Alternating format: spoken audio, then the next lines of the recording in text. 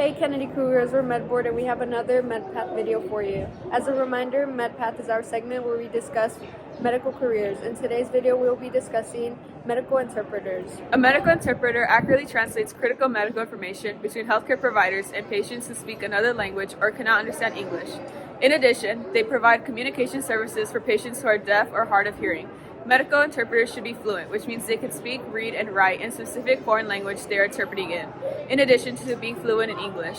They also need to have an in-depth knowledge of medical terminology or procedures.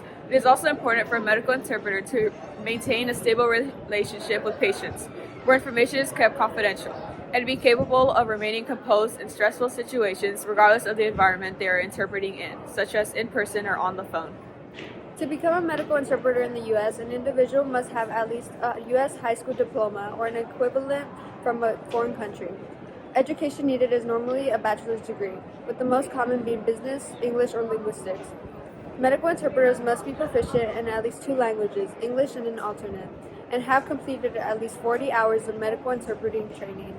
Medical interpreters typically make an average of $54,700 in a year, with the range being $48,100 to $60,000. There are currently an estimated 20,000 medical interpreters employed in the United States. Due to a shortage, medical professionals have to rely on hospital staff to be bilingual or multilingual. Medical interpreters can work in many different settings, including hospitals, clinics, private offices, and nursing homes. This job requires an individual to work evenings and weekends and typically be on call.